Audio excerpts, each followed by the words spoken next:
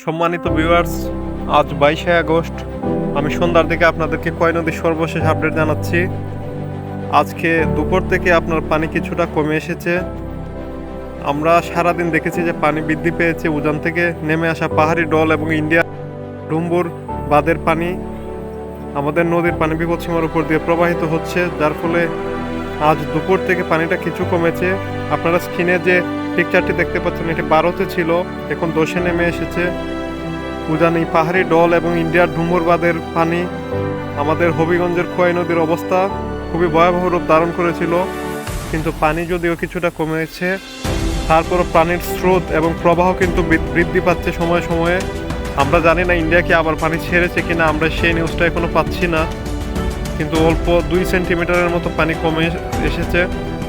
আপনারা স্ক্রিনে যে স্কেলটি দেখতে পেয়েছিলেন, এটি হবিগঞ্জ শহরের মাসুলিয়া অঞ্চলের স্কেল থেকে আমি আপনাদেরকে দেখিয়েছি। আমরা এই মুহূর্তে শায়েস্তানগরের দিকে রয়েছি, হবিগঞ্জ শহরের শায়েস্তানগর এলাকায় রয়েছি। আসলে পানির ফ্লোটা কিন্তু অনেক বৃদ্ধি পেয়েছে। পানি যতই কমে আসছে আমরা বলছি, কিন্তু পানির ফ্লোটা সময়ে সময়ে বৃদ্ধি পাচ্ছে। সারাদিনের অবস্থা থেকে আমরা এটা বুঝতে পারছি যে পানি বৃদ্ধি পাচ্ছে না, কিন্তু পানি অল্প পরিমাণে কমতেছে। আপনারা জানেন যে সারা দেশের বন্যা পরিস্থিতির অবনতি হয়েছে। ফেনী এবং বিভিন্ন জায়গায় প্রচুর বন্যা হচ্ছে। আমাদের হবিগঞ্জের ও জালালাবাদের পয়েন্ট দিয়ে যে পানিটা প্রবেশ করতেছে, এই পানিটাও আমাদের ওই সাইডটা আশঙ্কাজনকভাবে পানি বৃদ্ধি পাচ্ছে ওই সাইডে। আপনারা যে যেখানে থাকুন সাবধানে থাকবেন, নিরাপদে থাকবেন এবং চোখ কান খোলা রাখবেন।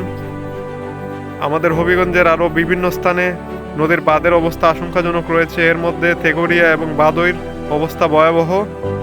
তো আপনারা পরবর্তী ভিডিও পাওয়ার জন্য আমার চ্যানেলটা সাবস্ক্রাইব করে আমার পাশেই থাকবেন। আমরা দেখতে পাচ্ছি যে হবিগঞ্জ আলী ইদ্রিস উচ্চ বিদ্যালয়ে পানিতে তলিয়ে গেছে। এভাবে আরও অনেক স্কুল এবং কলেজ পানির নিচে তলিয়ে গেছে। আপনারা সবাই সতর্ক থাকবেন।